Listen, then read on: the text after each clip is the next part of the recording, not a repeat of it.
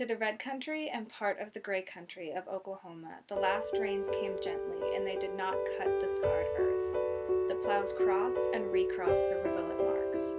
The last rains lifted the corn quickly and scattered weed colonies and grass along the sides of the roads, so that the gray country and the dark red country began to disappear under a green cover. The last of the May sky grew pale, and the clouds that hung in high puffs for so long in the spring were dissipated.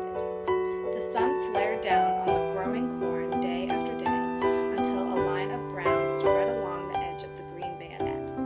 The clouds appeared and went away, and in a while they did not try any more. The weeds grew darker green to protect themselves, but they did not spread any more. The surface of the earth crusted, a thin, hard crust, and as the sky became pale, so the earth became pale, pink in the red country and white in the gray country.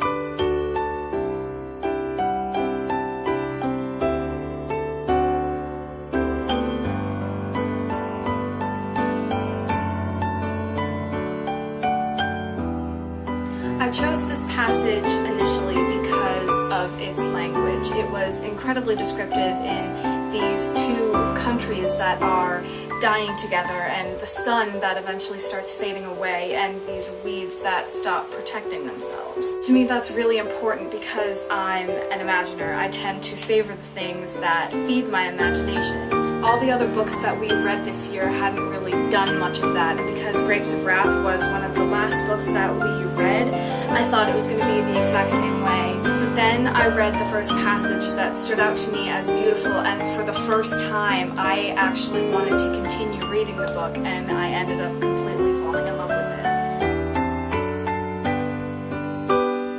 I don't really consider myself that much of an artist, and instead of doing something like writing a short story or doing an interpretive dance or writing a song, which is usually my go-to when it comes to art, I thought I would do something that was a little bit out of my comfort zone and something that was a little bit strange to me. I wasn't sure how a short story could completely capture what the passage was trying to tell us.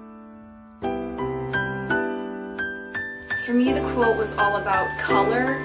Even though the passage is about these two countries that are fading away as the clouds do, I was able to focus more on the red of the red country and the gray of the gray country and the green of the weeds and the yellow of the sun and the corn. When I was painting, instead of focusing on the weeds themselves or the sun themselves, I focused more on the color and what they represented. My understanding of the quote changed because there isn't really much that you need to understand about a paragraph describing these two countries that are dying together. But I definitely think that it changed my appreciation for the quote, because instead of it just being this one paragraph in a book that I fell in love with, that's one of my favorite books, I was able to turn it into something else. It was Steinbeck's version of the quote, and then